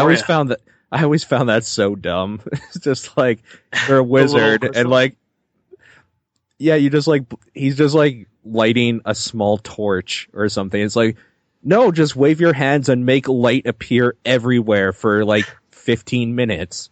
That's what wizards do. They don't just light their staff like a torch. Like, I have a lighter right here. I can, look. There you go. Wizard shit. Whoa. Wizard in Hobbit, like in the first Hobbit, like Unexpected Journey, like how he does fire too is like, I'm gonna light this pine cone and then throw it. Like, it's a little low level spells kind of thing, but yeah, it's not like straight up fireball. It's like, all right, I got this thing, and then you can throw the fire. Or it's like, I'm gonna talk to this butterfly. Go get those eagles. We need some eagles. Then he sends it off, and then they get to fly away. Well, the eagles weren't ever... He was never able to call the eagles. They were always as a favor given to him in the books. That's why he doesn't use them all the time, because he didn't have, like, rights to them or know how to call them or own them. It was, I can't remember who, but he did some favors or whatever, and it was kind of like a debts repaid thing to use this dude's eagles to carry them around. Anyways, I don't know. Maybe it's just because Gandalf hadn't leveled up yet from fighting the Balrog. Yeah, you get so many points for that thing, man. That was. I mean, he did. He turned white. Wizard stuff. Yeah, I know. He changed classes. It's crazy. It's a white mage. I always thought that was so dumb. Like in the movie where, like, you think he dies or whatever, blah blah blah. Then in the next movie, he comes back and he's like fighting the Balrog as they're falling. And then, like, when the Balrog dies or whatever, he just, like, leveled up. Sort of thing. I think it's like he died, but then he's brought back or something. Like, it's pretty dramatic what actually goes on. And, like, this is the thing. Like, Gandalf the White is way less fun than Gandalf the Grey. So I'm kind of glad we're hanging out with the pointy hat, old school Gandalf before we get, like, kind of the super serious, dramatic prophecy Gandalf of the later stuff. It's just not as good. Who commands armies with light. Yeah. Yeah. Anyways, in theaters now. Pretty good movie. In theaters now. Yeah, movies. It's really long. I always forget how long those movies are until I have to stand up after sitting in a theater chair. I'll just let you blow your nose here. And I'll watch you settle. Sorry. No, that's fine. Long sits in movie theaters. The fall season is the time for that. It's kind of when it happens. The fall season? Yeah. Well, yeah, like winter time. Like, American Hustle is like 2 hours 20 or something. Like, the movies get longer. It's like, hey, pay attention. Gonna need some patience for this one. But maybe it just feels that way up here. Because it's like, well, I don't want to go outside, so I'm going to sit in this cozy theater, where people in Florida are probably just like, oh my god, why is this movie so long? I'm in this boiling theater. I just want to get some air. I don't know. Just a differing, like, how we see things differently, maybe, where it seems like they're all long in winter, but that's only because that's when it's cold for us and people want to stay indoors. Maybe they're just long all year round. Oh, yeah, I guess, like, Avengers is really long. Like, Transformers is way too long. Like, there are long summer movies, too. The fact that there's more than one Transformers movie shows how long that series is. Because there shouldn't be. Yeah, there's another one coming. I think there's at least a poster art or something. Like, that thing's happening. Mark Wahlberg is going to be in it. Pain and Gain 2, Transformers. I think that's what it's called. So that would actually be legitimately great, I think. Yeah. That crossover needs to happen. Which would be weird, because that is based on a true story. So it's like Donnie Lugo or whatever. Like, okay, whoa, there's an example. That is a satire. Like, a real life story that takes real world criminals but makes them just look like idiots. And you don't want to do what they do. In there. Yeah. Like, it's just like, I don't want to have my toe shut off, but damn, these guys got in some trouble, and it's entertaining. Like, okay. Yeah, especially since the actual situation that movie's based on was actually kind of terrible. Like, they weren't idiots. They were actually conniving, and, like, the main dude was really charismatic and kind of, like, a mastermind behind a bunch of shit. But, like, an idiot mastermind? Yeah, I don't know. Like, wow, who would have thought I would ever get to a point where I'm like, Michael Bay has some lessons he should probably impart to Martin Scorsese. No, that's just blasphemy right there. I have lost so much cred in like film circles, but you know what? I didn't want to be in that circle anyway. If you guys are gonna keep going, oh, Casablanca is amazing and all this shit, whatever. I'm going off here. I'm gonna go over here where Michael Bay is king, and yeah, he earned it. Pain and gain. That's not a good corner to go in either. Honestly, those people maybe are not. bad You know what? on the opposite side. I'm going there on my own volition. I'm not going to be bullied in there by all you Godfather fans. Get out of here. Movie's not that great. It's pretty good. Second one's better. It's actually pretty good. Yeah, pretty good. It didn't end cinema or whatever. Like it's not like, oh my god, oh, Shawshank Redemption. Like what? Anyway, whatever. I'm getting into my snob zone where I'm snobby at snobs. It's where I like to be. That's where I want to be. It's kind of like everything caving in on itself, basically. Yeah, it's like Ouroboros is just eating itself. Culture derivative, other criticism derived from other critics, or I don't know, whatever. Hey, speaking of people who died, Roger Ebert. Let's go there. Let's do that. Speaking of man. film personalities, that guy loved Martin Scorsese, and he didn't get to see this latest movie. So, it's kind of sad. That's one of the many sad things that happened in the year 2013. Do you think he would have loved it if he had seen it? I think he would have liked it. I mean, he just kind of got predictable on that front at some point. But who knows? Maybe he would have been with me on my team of just like, I don't know. This one's kind of gross. That would be cool. Yeah. He had a tendency to do that. Every now and then, something would wrinkle, just not kind of curl his nostrils a bit. It's like, something's wrong with this one. But I don't know. Or video games are kind of garbage. Yeah. He did not like I'm pretty sure that's exactly what he said. See, that's before Gone Home came out. I bet you there would have been people on his blog being like, oh my god, you gotta check this out. You gotta check this out. Just missed it. Just missed it. It was about to happen. Sorry, which one did you say? Gone Home, I'm guessing? Yeah. I mean, for story woven into it, like, someone would probably try to pitch that at him as a counterpoint. And then Last of Us, someone would try to do that, but they would be fools to do that because that is a zombie mini series. Like, don't go putting that on a pedestal. Oh, out of curiosity, what were John and Sean's top game? Number one. John's, I found. Wait, what was? Oh, hold on. You don't even remember?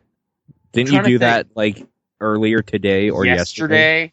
Yeah, it was literally yesterday. Holy crap! Chat, help me out. What was everybody's games of the year? My goodness! I know John's was Payday 2, and that surprised me. Really? But I was also. What else has he played this year, though? He played a decent amount of stuff. I mean, you gotta listen to the podcast to know. But he also didn't play a lot of stuff. There was like 17 games on his pile of shame where he kind of just didn't remember. Like he just didn't get around to playing. Oh, that's right. Okay, Sean's was equally crazy, and that's why I just kind of forgot about it. I thought it was Last of Us, but that was actually number 2. It was Game & Wario. Oh, weird. Okay. I have that game. It is fun and zany, but I just did not have like this transcendent experience that Sean had. But you know what? Totally power to you. That game is crazy and weird. Maybe I'll probably spend more time with it. But yeah. So yeah, Payday 2, Game & Wario, and mine was Grand Theft Auto. Kind of a weird lists. But yeah, Payday 2, I actually just started playing this week, and I'm having a pretty sweet time with it. But I'm not deep enough down the rabbit hole to know if it's like that good, but it seems pretty sweet. So I don't know. Have you played? You said you played the first one, right? Yeah. Okay. I think it's just like I love that. Like I really enjoyed the first Left 4 Dead. That kind of co-op campaign was really sweet to me, but that they've changed the framework to something I care about way more than zombies bank robberies and stuff, like heists, heat type stuff, like we got to rob these armored cars, like that kind of crime action stuff. That is so much more interesting to me. So I'm just kind of like, oh man, you got me on this premise. And yeah, the cops are super dumb. Like they're basically zombies with guns. Like they just kind of horde at you. You know, it's just like 7 SWAT guys just kind of ran in here. It's like, that's not how real police tactics work. Like, what is this? It's just, when it goes off way too big to be realistic. It's just carnage. Like, it's just like 480 cops died today in the most elaborate, like, failed bank robbery bust ever. Like, it's just totally crazy. But when that game has, like, when everything's popping just right, like when it's like, you know, 3 of your team members are down and you're holding off the last dudes hoping they'll respawn in time, like that, those kind of moments, those kind of multiplayer thrills are really cool. So I haven't had an experience like that in a while, and I was having a good time. Sorry, I just kind of go on about that, but it was John's game of the year, so I thought I'd give it a little bit of a spotlight, you know, just kind of, hey, this was pretty sweet. This is why he said that. I don't know. But yeah, that was the circle there. Did Ryan Davis get to play Gone Home? No. That's another person that didn't get to play Gone Home before they died this year. I don't think so. And I think it came out in August. Yeah, it came out in August. So no. He might have got a pre-release or something, yeah. I bet he would have seen a build of it because they kind of have ties to Idle Thumbs and stuff, like, and there was previews and things. He may well have seen that game before. But yeah, no, the final product. I wonder what his opinion of it would have been. I don't know. I can't really hazard a guess either. I'm not really sure. I'm going to go ahead and say he probably wouldn't have enjoyed it, but he would have respected it. I was just listening to older podcasts again where he was talking about Journey, and that was kind of his experience with that. It's like, yeah, it's good, but I don't know. Like that kind of brief experiences didn't seem to really do it. But also he had a weird bug that he ran into in that game. But yeah. I don't remember if it was on his top 10 list that year. Do you want to hear who else died this year? The last 12 months? Like, as we were setting up for the podcast yesterday, it was like, oh, I just linked you to a doc. And then I looked at my thing, and I hadn't seen there was a thing called Death List 2013. And I was just like, like, I had this, like, internal moment where it was like, I was about to verbalize, like, is this it? But then I was like, no, this can't be it. I'm not going to talk about this thing I'm seeing right now. Because, like, it would just bring the whole conversation down. It would just be like, man, how shitty was 2013? Like, I don't want to, like, start with that. So, yeah, thanks for sharing that with me. I didn't know that was in there. Okay, so obviously we talked about Ryan Davis and Roger Ebert. Yeah. Nelson Mandela. Critics. Pretty big name. Yep. That was pretty recent. He died. Paul Walker died. Yep. The way he lived, fast and furiously. That's true. Peter O'Toole was very recent. Star of the Stuntman. Yep. We got Lou Reed from Velvet Underground. Oh, okay. He was a musician. Yeah. Yeah. Tom Clancy. That's a big one, really. Like, that kind of... That's a huge name. Like, that just kind of happened, and then it was just kind of like, wow, like, that guy kind of provided, like, a bunch of action movies and stuff that I saw during my formative years. Like, it was like Hunt for Red October, Clear and Present Danger, and, like, Patriot Games were, like, kind of big deals in my movie watching, like, start, you know? So that was kind of weird to just come and go. Like, that just happened, and then it was like, oh, yeah, weird. Like, I guess he was 60 something, but that's still kind of early. Like, that's a little, that's not cool. But, and yeah, dude had a big stamp on all sorts of video game franchises too. I know he personally probably wasn't involved at all, but still a big name. So, yeah. Yeah. So that was a pretty big death that people forgot about right away. But strangely, yeah. Yeah. Hiroshi Yamauchi, or however you say his name. Yeah, like president of Nintendo, like, or like the guy, Mr. The Nintendo dude, the dude who like took Nintendo from, yo, you want a trading card pack to, Yeah. hey, we are multimillionaires in this industry that we are birthing.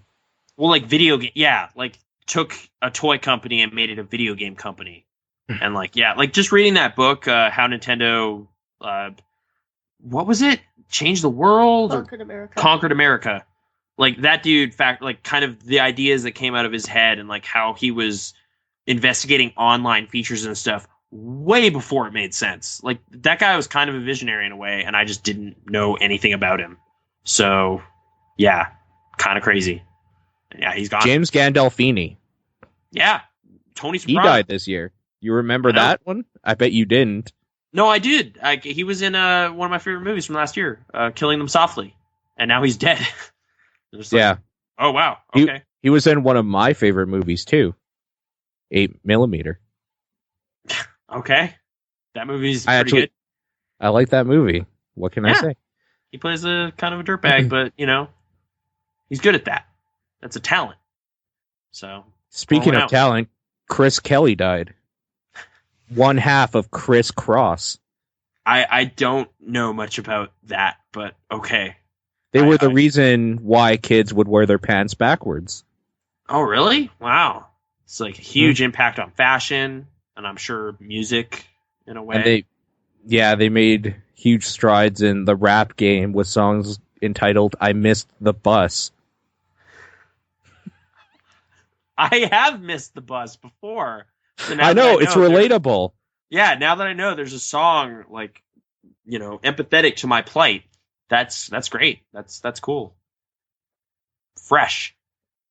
That's all I have on this list, but there were many, many others, no names and people that maybe wouldn't be as well known. Like random songwriters and like filmmakers and stuff that don't get their names out. Prior, like old Hollywood kind of folk. I was definitely seeing a lot of. Like, it's hard to count them because it's like when you're 80, like you're kind of expected to die. Yeah, like I mean, in the same way, like Nelson Mandela was in his 90s, so it was just kind of like, yeah, okay, that makes a lot of sense. But like, that's still newspapers and like just presidents flying out to go to the funeral and stuff. Like that was like a big international event in a lot of ways. But and that translator thing is still my favorite thing to come out of that story. That was the best.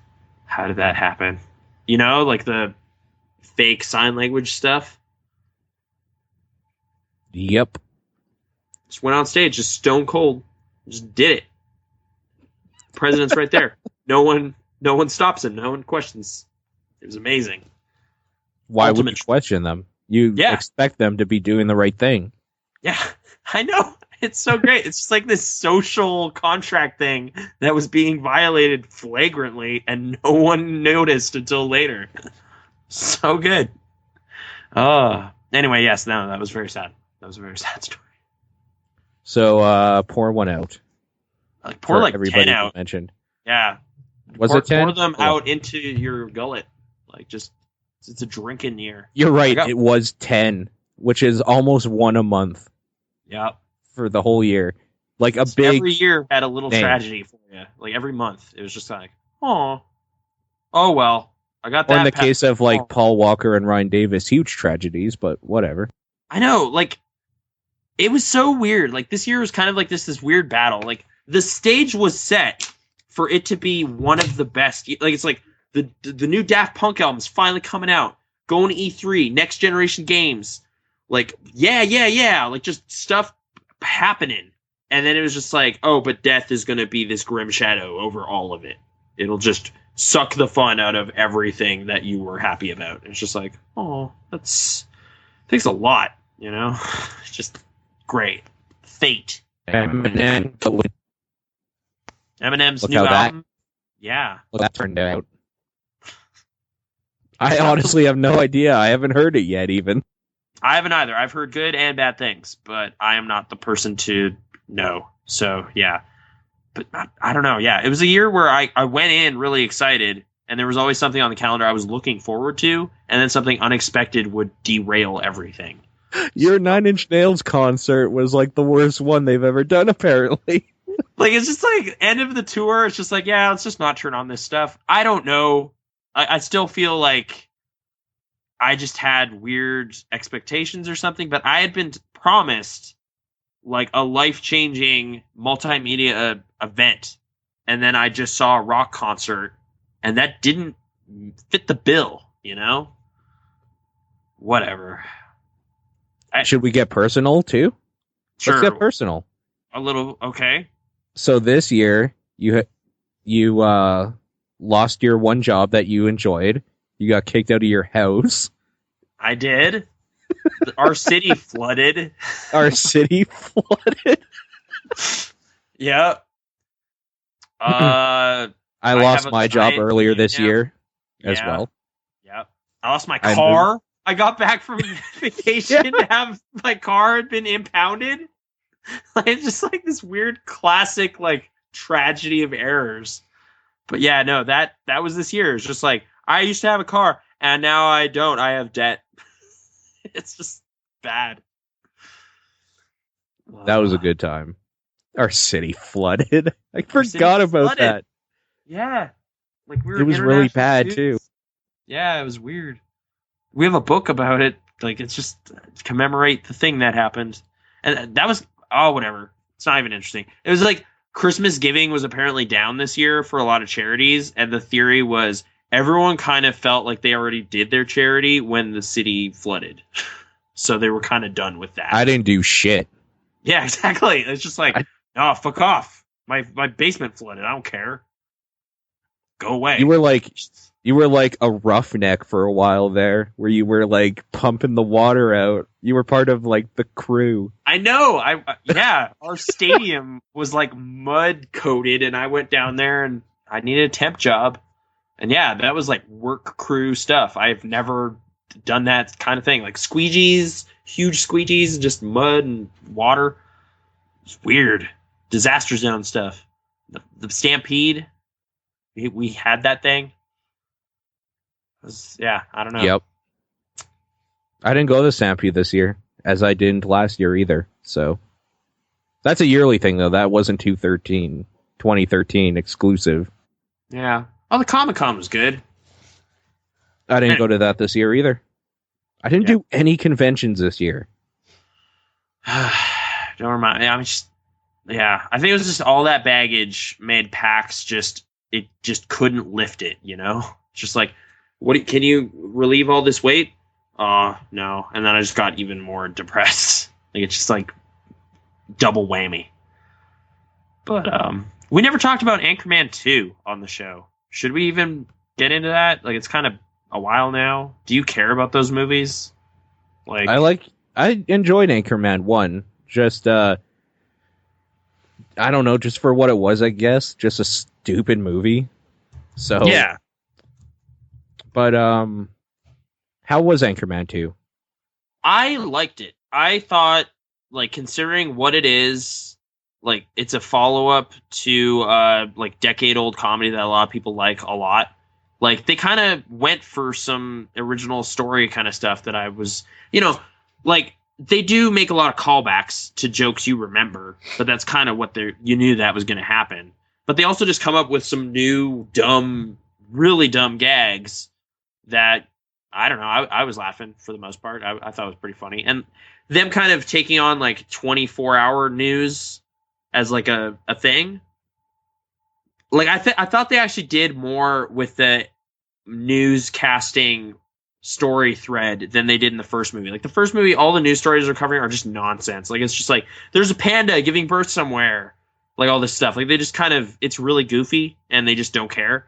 This is kind of taking news just seriously enough to where they're kind of, like, maybe being, I don't know, satirical a little bit about what news is now. Like, what television programming is now. Like, Ron Burgundy is going for the lowest of the low jokes and just dumb gags and just kind of like, hey, there's a car chase going on. Let's make that a story. And just like close coverage of a car chase. Like, that stuff you see all the time now on TV. There was a time when that would be considered just like a cheap, exploitative thing to do, you know? Like, this is entertainment now. This isn't news. Like, they almost get clever this time. And I thought that was cool. And then, yeah, there's just dumb gags and a bunch of celebrities show up. Like, so many celebrity cameos. Tons of them. Like who? Name do you 5. really want to... I could name 5, but it's almost spoilers for, like, the ending, because they do a big splashy thing. And kind of the faces that show up are kind of part of the surprise. Well, I know Kanye West. Yeah, Kanye West is in it. People you remember, like, from, the first time out, you have, I guess John C. Reilly's there. He's pretty funny. His role's really weird. Harrison Ford, he plays kind of a high up there news guy in, like, the first network you see in the movie.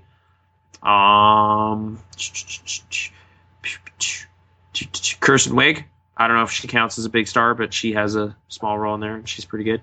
But okay, she does stuff. Yeah, she does stuff. Liam Neeson, it's kind of weird, right? Yeah. Was he rescuing his daughter? No, it's kind of the big end gag of the thing. And Vince Vaughn shows up again. He was in the first one, so yeah. He shows up in everything that's comedy related somehow. Sometimes, yeah. Yeah. He's a funny guy. Maybe not as much anymore. There was a while there, though. Like, holy shit, he was in a lot of stuff. I'm trying to think who... Oh, and James Marsden? Right? Yeah, he plays kind of a rival newscaster this time. He has a pretty big role. Cyclops from the X-Men movies. So... Great. Yeah.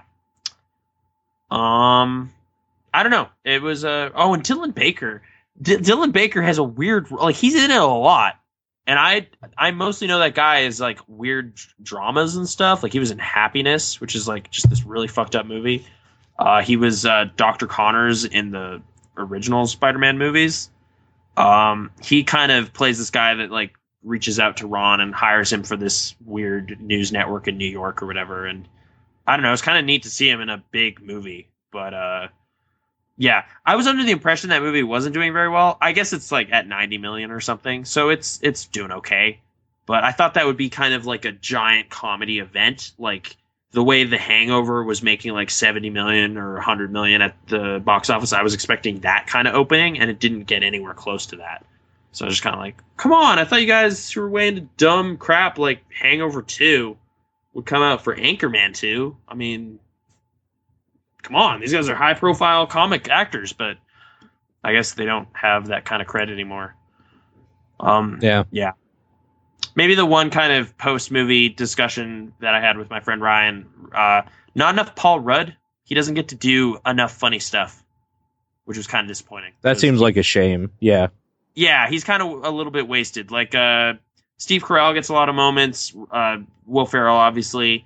But yeah, like, Paul Rudd should have had more. Like, I mean, they have tons of deleted scenes for this. They're doing the thing they did last time where they're making another movie out of all the cut movie they have. That's going to be out on the Blu-ray and stuff. Wake Up Ron Burgundy was the first one. So maybe there's some more good gags in there, and hopefully he has some bits in there. I don't know. I'd watch that. I mean, so much of it is just these guys improvising and doing dumb stuff. Like, that's the gags. So, like, there are scenes in this movie that are totally trivial. Like, they make no sense. They're just throwaway gags. But I'm here to laugh, so go for it. And, yeah, they pull off some pretty good stuff. So, yeah, kind of a late review. I just kind of forgot about it, which probably isn't a good sign. But it was overshadowed by Hustle that week, I think. So I was kind of like, oh, yeah, movies I saw. This. And then we just moved on, and that was it. So... As you probably should. Yeah, let's move on. As we should right now. Yeah, let's move on to voicemails? Or is there more topics we want to get into? All right, let's end it up. Let's go. Okay. Questions? So, Meowth Hour? Ready? Meowth Hour. Hey, Paul. Hey, Nathan. So, I got some cool stuff for Christmas. Got some new clothes, some new gloves, new hats. Also got a new jacket, so that'll help me over the cold winter that's yet to come. I also got an iPad, so I wanted a Wii U more than an iPad, but I figure I might as well keep it because the iPad can do lots of stuff. Mm-hmm. While the Wii U probably has poopy internet and other sorts of stuff that's probably dumb. And I don't know, I'm enjoying the iPad. It's kind of helping me get the anime watched at a much faster pace, because now I can just load an app that plays the anime that comes out during the week, and it just plays it, and then I'm just done in 20 minutes, so that's good. So, I was going to ask, did you get any cool gifts, or did you get any gifts that you kinda didn't want and got anyways and just kept it, or did you just bring it back to exchange it for something else? Okay. Well, first of all, I think we have to mention one thing. Now I know what you're saying. Anime's for jerks. But anyways, the iPad. Yeah, Probably the iPad. better because Hearthstone will eventually be on it, unlike the Wii U. So, Oh, there you go. I mean, it has a There you touchscreen too, so you could do it, but I bet they won't. So, yeah. Also, Yearwalk, Yeah. the 6th best game of the year, is available on the iPad. Also, The There Room you go. 2 is available on the iPad right now. It's not even out on phones yet. So I won't get to play that game until next year, whereas you can play it right now. It's crazy. there you go. Yeah. Yeah. In 2 days? Next year's in 2 days. Oh, next year's in 2 days. Yeah, but The Room 2, who knows? It's far away. But yeah, and you can watch anime on that thing, I bet. Yeah, that's cool. I've actually been using my Vita for like video purposes now, just because I can. And it's kind of like, yeah, all right. And I'm watching like Futurama on there and stuff. It's kind of neat, but I don't have a tablet, so this game console is going to do for now. But gifts this year, a lot money, which resulted in this microphone. So that I like that. I was happy about that. My sister actually went to some lengths to make sure that the gift made sense and stuff. That was pretty cool. I got a Wii U Pro controller, so I can play video Very games cool. on that thing. Yeah, with you can that. play an actual video game now. That's Yeah, good. we can play Mario 3D World co-op like properly without D-pads, because that's just nonsense for a 3D platformer. So that was pretty good. Yeah, you know, so like it's nice chocolate and dildo, stuff. Mike. It looked a little weird from that angle. I just saw From that. that angle. Yeah, it's whatever. I posted a picture on Twitter. You said it made it look small though compared to when you actually saw it. So I don't know. Yeah, it's nice though. It's the Yeti. It's a blue microphone. Blue Yeti. It's, Yeah. USB. I think it's doing its job pretty well so far, but I don't know. I'm happy with it. A bunch of games, money that resulted in games on Steam. I didn't get a bunch of games. People don't buy me games, which is probably good because I probably have them already, or be like, "Why'd you buy this physically? I don't want this like this." Ugh. What else was there? What did Amy? What was the? She got you some stuff too. Oh, the sweater Brittany's wearing. That was yeah. My sister was very mindful about her gift this year, so that was cool. Cool. Yeah, it was mostly cards and money though. Like grandparents, they just kind of play it safe now, which that's okay. Yeah. Yeah, sure. Okay. We ready to go? What about on to you? the next one here? What about you? I don't do any of that. Oh, that just didn't happen. Okay. Yeah. Oh, right. Brittany got me a PlayStation Plus card. Nice. Oh. What? And the Hobbit. Oh, and the Hobbit, the first one extended on Blu-ray. Sorry, thank you. I filed that. Very nice. And, yeah. Yep. Very nice. Also, an iPad's a great gift. Yeah. I think you might get more out of an iPad than a Wii U, mainly because it's more expensive to buy an iPad than a Wii U.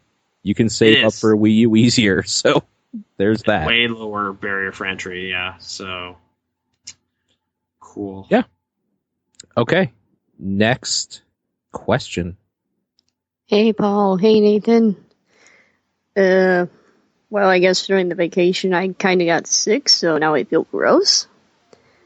But, now it's just reduced to just a cold, so now I'm feeling kind of blah. Don't worry, I won't get any of you guys sick, I hope. Anyways, my question is, how have you spent New Year's Eve or New Year's Day or whatever? Probably working, I guess, but I don't know. I'm not really the biggest fan of New Year's. I mean, it's fun to stay up till midnight to watch the ball drop for 20 whatever year it is. But, I don't know. I think it's too mainstream. I'm gonna try to do it in Animal Crossing, though, so that's a one-up I have over Nathan, who probably won't even do much in Animal Crossing anyways. Oh. Call me out. Oh, I've been laughing about it. Right in my face. I know. I think that's the first time I've ever heard her laugh or giggle, so pretty happy to call you out there. Yeah, I saw a toy day happen on Brittany's profile. She was playing Animal Crossing. Yeah, I haven't played Animal Crossing since Halloween. Kind of bummed me out, like missing out on stuff. Just kind of brought me down. But anyway, New Year's. I think the plan is to play board games. Like Sean That's is having New Year's a Eve, gathering. yeah.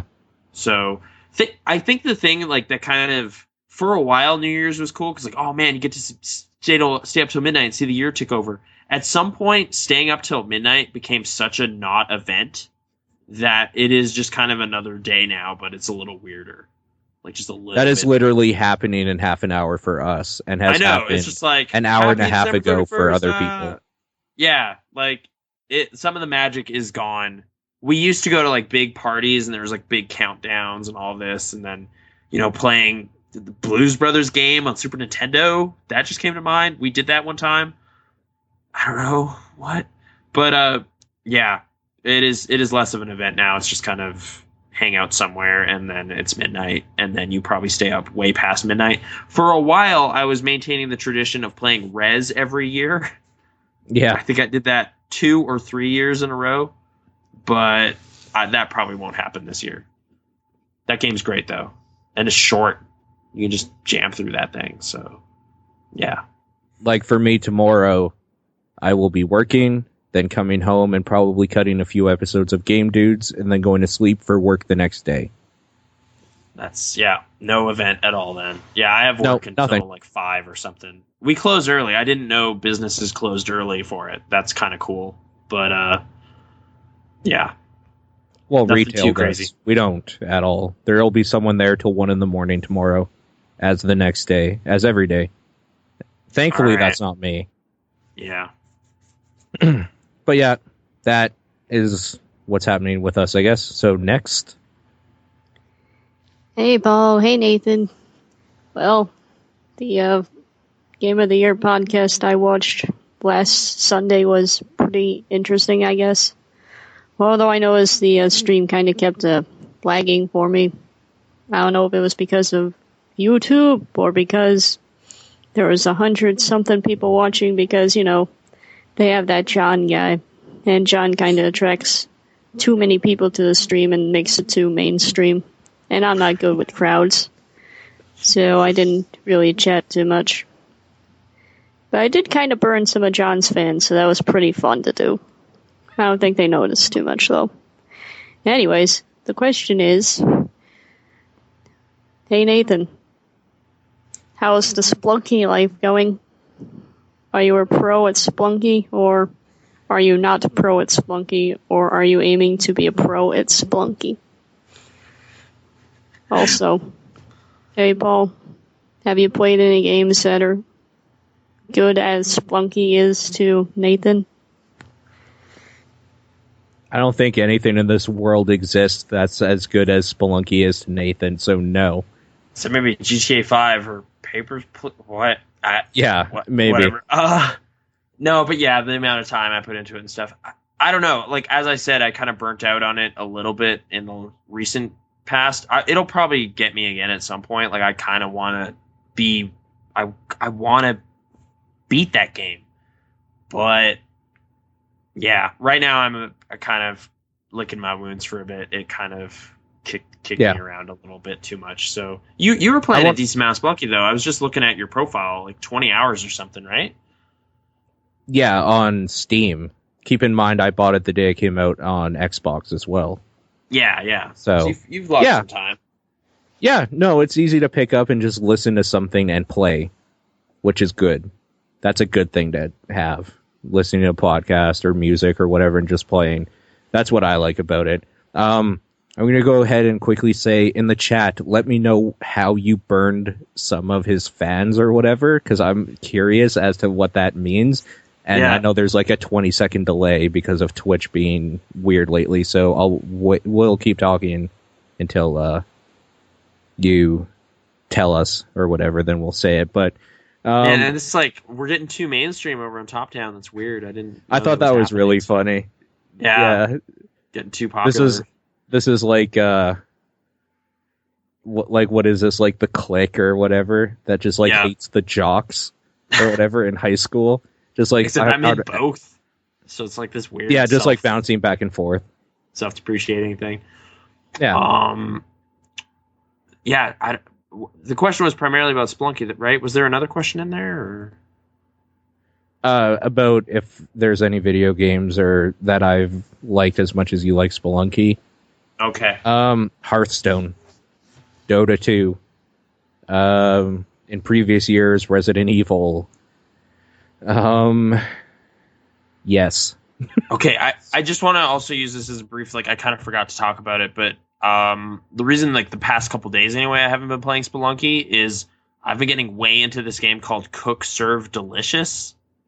Yeah, that came out a while ago this year. But it was about a year ago, I guess. I remember I think it was on 2012 Game of the Year Giant Bomb stuff. They were talking about it. Ryan Davis loves it.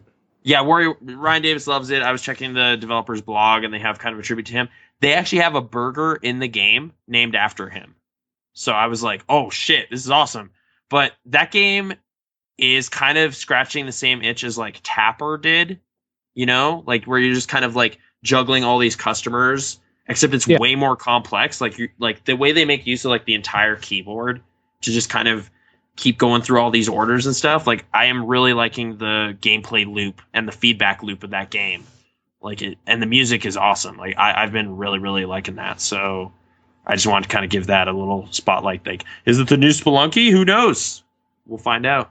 Maybe I'll get that 5-star restaurant. Also, it makes me a little nervous to think that, like, if by some chance we get, like, a splurge of people, like, we're just going to lose interest from all the people that have been decent enough to hang out forever. Yeah. Just like we'll lose Meowth, and it's just like, what? No! Meowth Hour is officially dead. You guys used to be cool. Forget you guys. And then goes and makes a podcast to rival us. She's just too hipster for us. Yeah. Into podcasts before they were good. Into people before they were known, sort of thing. Oh, no. I gotta play Pokemon. I know. Won't be until next year at this rate. Although it'd be funnier if I found it right now and beat it somehow. You just look, you're just like, geez, there's something poking me in the back. Oh, it's Pokemon. Oh, crap, it was in the couch this whole time. And then it's just like, I don't go to work tomorrow, I just marathon it. Just heart goal. I gotta beat it. I promised. But yeah. Yeah. No. So stay tuned next year for Game of the Year discussions. Probably Pokemon for Nathan. Yeah. I don't want to spoil anything, 2010 but Game of the Year, Pokemon Heart Gold. How does that even work? I don't know. Okay. Yep. Let's move on. Final question. Here we go. So I recently went to see Catching Fire, Hunger Games 2, whatever you call it. I don't know. It wasn't really much of a fun movie for me to watch. I mean, it was good, but it didn't really fill me with as much excitement as movies like The Hobbit and... Well, I guess The Hobbit, because that was the only one I was really excited for that was going to come out in the recent time span. But yes. So, have any of you saw any movies that kind of left you with that feeling of, it was good, but I don't see why people are so excited for this movie? Because that's pretty much how I feel with the Hunger Games. Most of anything Will Ferrell has been in, for the most part. Okay. A lot of people love Step Brothers. I don't know why people quote that movie. I don't get it, I guess, at all. What do they quote from Step Brothers? I don't know. That's the thing. I saw it once and didn't think it was good enough to watch again, let alone to remember any lines from. Like, I liked it, but I'm trying to think. Like, Boats and Hoes, maybe? The Hangover? Yeah. that was weird. Like, yeah, that got bigger than it needed to. But I thought it was good. I didn't think. Yeah, I like Zach great. Galifianakis, and it was Yeah. okay, but And he was kind of in it. Yeah, he was kind of in it. Alan, classic character at this point, I guess, already. 4 years? No, that's too soon. I don't know if there's really been one this year. Like, Drive was one for me that was like, what are you guys talking about? This is okay, but so yeah, I get this quite a lot. I didn't see the new Hunger Games movie. I heard it was okay, but like, I heard it was great, actually. People were like, oh man, if you like that first one, you need to check this out. And I don't know. It just didn't work out, and I just kind of didn't care enough to like make an ultimatum. Like, no, I need to see this. You can't see this without me. So, yeah, Brittany saw it. Yeah. She liked it. There you go. Yeah, I'm trying to think if there was really one this year that, like, just I felt meh about. Like, Wolf of Wall Street, I was angry at. So that's a totally different reaction.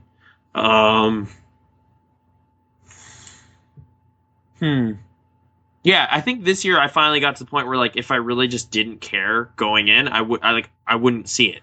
Like, Thor 2, don't care, didn't see it. So I'm gonna try to do that more going forward. New Captain America, probably not gonna see it. Like, just because who cares? I probably might see it, but that's because I liked the first movie a lot. Yeah. So I'm hoping they go with that angle where it's kind of like a more serious worldly problem with like a super soldier type dude as the main character. I'm okay with that. More so than a god that fell from heaven fixing human problems. Like, I don't know. But yeah, I think we're going to see Catching Fire this weekend or something, so I might be able to report back on that. On how you felt about it? Okay. Yeah. I'm trying to, it's like over the course of the whole year, was there really nothing I walked out of and shrugged? Maybe I forgot about it. Gangster Squad. Oh, Gangster Squad was in you January. hated Gangster Squad. Yeah. I don't think anyone really was championing Gangster Squad, though. So it wasn't kind of the, everyone loves this movie. And I was just kind of like, eh. Like, it was just kind of, I think everyone kind of went, and forgot about it. Like, I literally forgot about it until Brittany just mentioned it. So, yeah. Okay. Well, thank you again, as always, for the questions. And if other people wanted to do that, this is how you could probably go about doing it.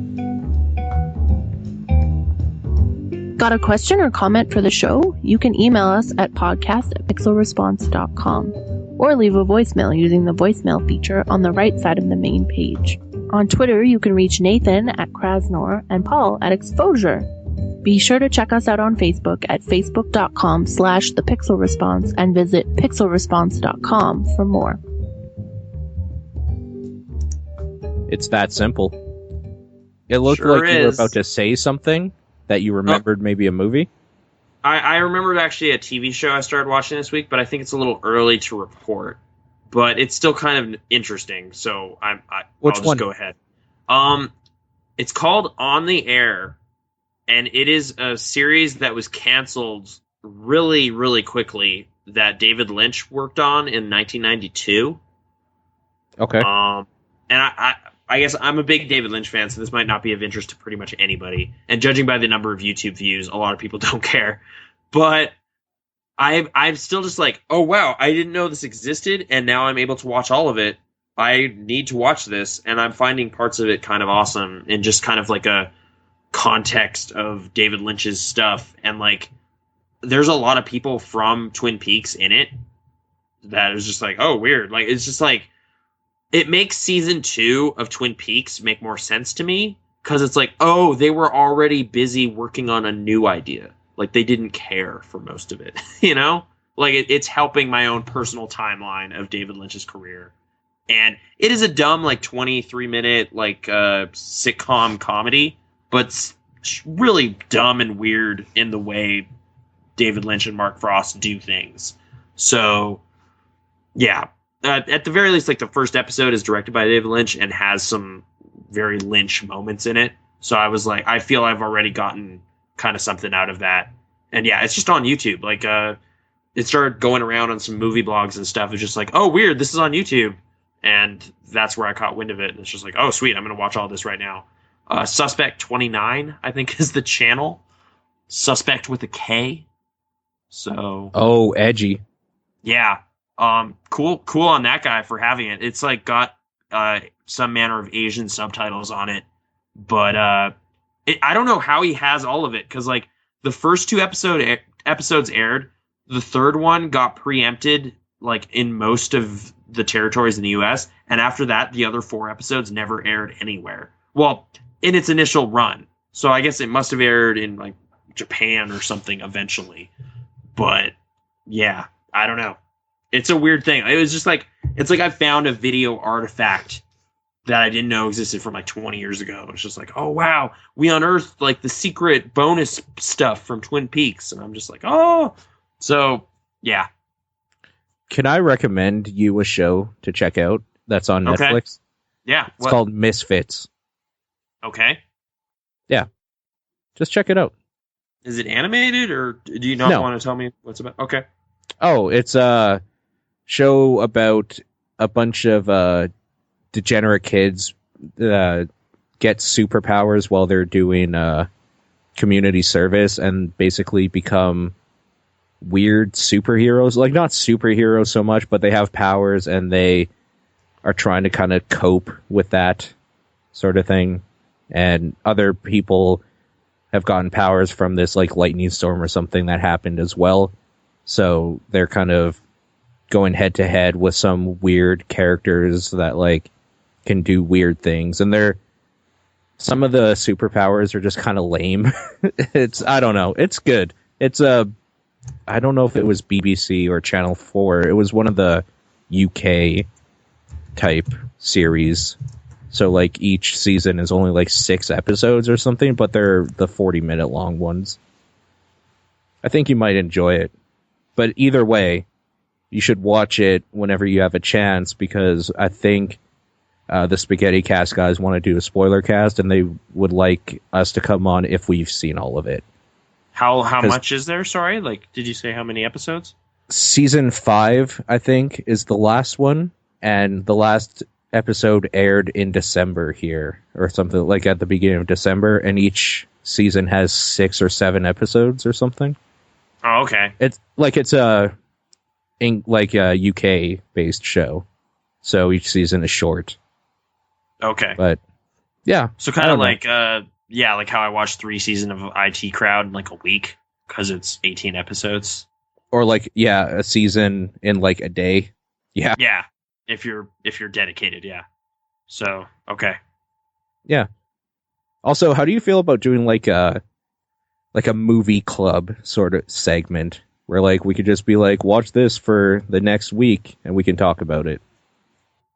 In theory, that's always fine. It's just like making it happen, like setting aside the time and stuff. But like I would have said like game club, but that's impossible. There's no way we can like play through a 60-hour game or something. Maybe even like a 10-hour game. Like, it's just kind of demanding, Like, yeah, but like a movie or something is only 2 hours at the very most. Yeah, maybe just make sure it's like really readily available, like it's on Netflix. Well, or Netflix, something. Yeah, sure. It's just like, hey, check this out on Netflix this week. And it's like, all right, yeah. And I guess we could safely say American Netflix, because a lot of the people that listen are American, so they could join it too. I guess so. Yeah, I was gonna say either, because like every so often, like it's like, man, I really want to watch Hackers, and then you type it into American Netflix, and they're like, nah, son, and then you go to Mozilla and check Canadian Netflix, and it's like, yeah, sweet, we got your back. So every now and then Canada comes through. They have something awesome. But yeah. Also, Meowth really loved that one segment we did where we analyzed your angry tweets. Okay. So she wants you to tweet more angry stuff so we can do that. She's consistently said this to me on Twitter and just said in the chat. Did I not say anything snarky or angry about Wolf of Wall Street? I mean, you did, but maybe I just was like, oh, okay, whatever, when I saw them, because we did Game Dudes, so that's coming. And that's right. You spoke a lot about it in about 3 or 4 of the first episodes that are coming back. Right, so stay tuned in January for my actual first gut reaction thoughts on Wolf of Wall Street. They're even rougher. It's great. They are. Oh, man. But yeah, that's coming back, so there's that. It sure is. That was fun. That was fun. Next time, like, I don't want to sound like that guy, but it would be nice to play a game together next time. Yeah. Okay. Yeah. You know what I mean?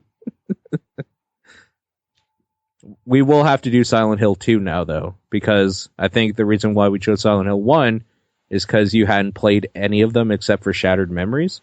Yeah. So start at the beginning, and then eventually so you'll have to do... We'll do 2. Like, you'll do 2, and I'll watch. We'll do that again, but I think the next one should be somewhat 2-player in some way.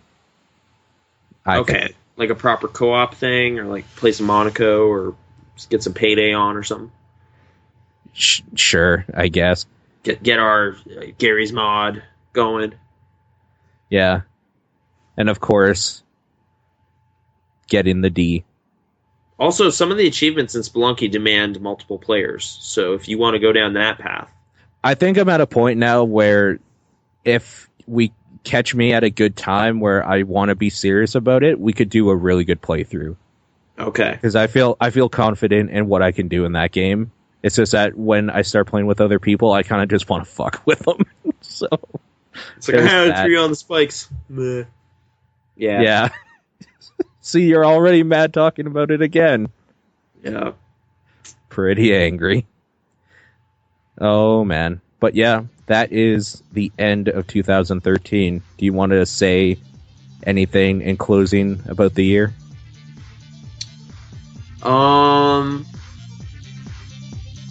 Random Access Memories, album of the year. So good. That's right. We'll see you all next year.